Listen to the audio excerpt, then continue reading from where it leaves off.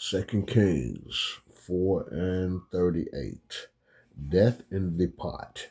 Elisha returned to Gilgal, and there was a famine in that region. While the company of the prophets was meeting with him, he said to his servant, "Put on a large pot and cook some stew for these prophets." One of them went out into the fields to gather herbs and found a wild vine and picked as many of its gourds as his garment could hold.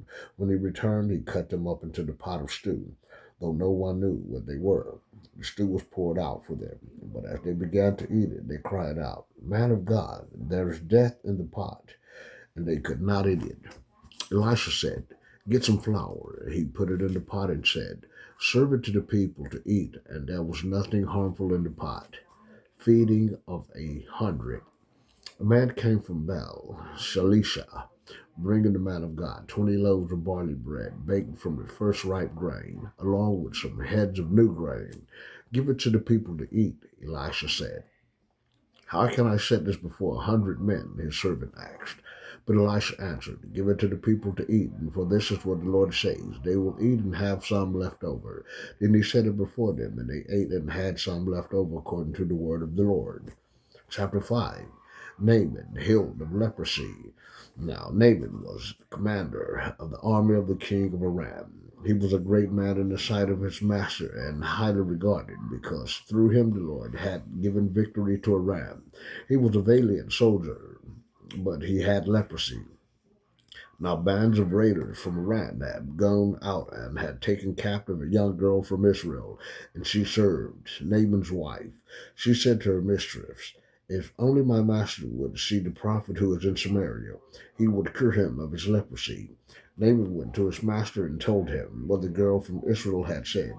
"By all means, go," the king of Aram replied. "I will send a letter to the king of Israel." So Naaman left, taking with him 10 talents of silver, 6,000 shekels of gold, and 10 sets of clothing. The letter that he took to the king of Israel read, "With this letter I am sending my servant Naaman to you, so that you may cure him of his leprosy." As soon as the king of Israel read the letter, he tore his robes and said, "Oh my God, can I kill and bring to life? Why does this fellow send someone to me to be cured of his leprosy? See how he is trying to pick a quarrel with me." When Elisha, the man of God, heard that the king of Israel had torn his robes, he sent him this message: "Why have you torn your robes? Have the man come to me, and he will know that there is a prophet in Israel." So Naaman went with the horses and chariots and stopped at the door of Elisha's house. Elisha sent a messenger to say to him, "Go, wash yourself 7 times in the Jordan. Your flesh will be restored, and you will be cleansed." But Naaman went away angry and said, "I thought that he would surely come out to me and stand and call on the name of the Lord his God, wave his hand over the spot, and cure me of my leprosy. Are not Abana and Pharpar, the rivers of Damascus, better than all the waters of Israel? Couldn't I wash in them and be cleansed?" So he turned and went off in rage. Naaman's servant went to him and said, "My father, if the prophet had told you to do some great thing, would you not have done it? How much more then when he tells you, 'Wash and be cleansed?'" So he went down and dipped himself in the Jordan 7 times, as the man of God the father had told him, and his flesh was restored and became clean like that of a young boy. Then Naaman and all his attendants went back to the man of God. He stood before him and said, "Now I know that there is no God in all the world except in Israel, so please accept the gift from your servant." The prophet answered, "As surely as the Lord lives, whom I serve, I will not accept a thing." And even though Naaman urged him, he refused. "If you will not," said Naaman, "please let me, your servant, be given as much earth as a pair of mules can carry. For your servant will never again make burnt offerings and sacrifices to any other God but the Lord. But may the Lord forgive your servant for this one thing. When my master enters the temple of Rimmon to bow down, and he is leaning on my arm, and I have to bow there also. When I bow down in the temple of Rimmon, may the Lord forgive your servant for this." "Go in peace," Elisha said. After Naaman had traveled some distance, Gehazi, the servant of Elisha, the man of God, said to himself, my master was too easy on Naaman, the Aramean, by not accepting from him what he brought. As surely as the Lord lives, I will run after him and get something from him. So Gehazi hurried after Naaman. When Naaman saw him running toward him, he got down from the chariot to meet him. Is everything all right? He asked. Everything is all right, Gehazi answered. My master sent me to say, two young men from the company of the prophets have just come to me from the hill country of Ephraim. Please give them a talent of silver and 2 sets of clothing. By all means, take 2 talents, said Naaman. He urged Gehazi to accept them, and then tied up the 2 talents of silver in 2 bags with 2 sets of clothing. He gave them to 2 of his servants, and they carried them ahead of Gehazi. When Gehazi came to the hill, he took the things from the servants and put them away in the house. He sent the men away, and they left.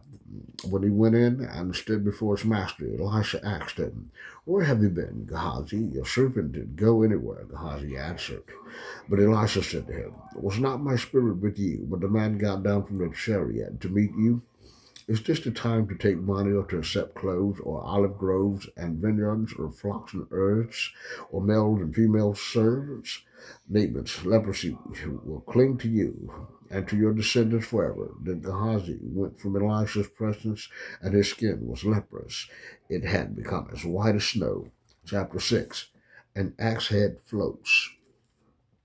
The company of the prophets said to Elisha, look, the place where we meet with you is too small for us. Let us go to the Jordan, where each of us can get a pole, and let us build a place there for us to meet. And he said, go. Then one of them said, won't you please come with your servants? I will, Elisha replied, and he went with them. They went to the Jordan and began to cut down trees. As one of them was cutting down a tree, the iron Axhead fell into the water. Oh no, my lord, he cried out. It was borrowed. The man of God asked, where did it fall? When he showed him the place, Elisha cut a stick and threw it in there, and made the iron float. Lift it out, he said. Then the man reached out his hand and took it. Elisha traps blinded Arameans. Now the king of Aram was at war with Israel. After conferring with the officers, he said, I will set up my camp in such a place as this. The man of God sent word to the king of Israel, beware of passing that place, because the Arabians are going down there. So the king of Israel checked on the place indicated by the man of God. And time and again Elisha warned the king, so that he was on his guard in such places. This enraged the king of Aram. He summoned his officers and demanded them, tell me, which of us is on the side of the king of Israel? None of us, my lord the king, said one of his officers. But Elisha, the prophet who is in Israel, tells the king of Israel the very words you speak in your bedroom. Go, find out where he is, the king ordered, so I can send men to capture him. The report came back. He is in Dothan. Then he sent horses and chariots and strong force there. They went by night and surrounded the city. When a servant of the man of God got up and went out early the next morning, an army with horses and chariots had surrounded the city. Oh no, my lord, what shall we do? The servant asked. Don't be afraid, the prophet answered. Those who are with us are more than those who are with them. And Elisha prayed, open his eyes, Lord, so that he may see. Then the Lord opened the servant's eyes, and he looked and saw the hills full of horses and chariots of fire all around Elisha. And the enemy came down toward him. Elisha prayed to the Lord, strike this army with blindness. So he struck them with blindness, and Elisha asked. Elisha told, this is not the road, this is not the city. Follow me, and I will lead you to the man you are looking for. And he led them to Samaria. After they entered the city, Elisha said, Lord, open these eyes of these men so they can see. Then the Lord opened their eyes, and they looked, and there they were inside Samaria. When the king of Israel saw them, he asked Elijah, shall I kill them? My father, shall I kill them? Do not kill them, he answered. Would you kill those you have captured with your own sword or bow? Set food and water before them, that they may eat and drink, and then go back to their master. So he prepared a great feast for them, and after they had finished eating and drinking, sent them away, and they returned to their master. So the band from Aram stopped raiding Israel's territory.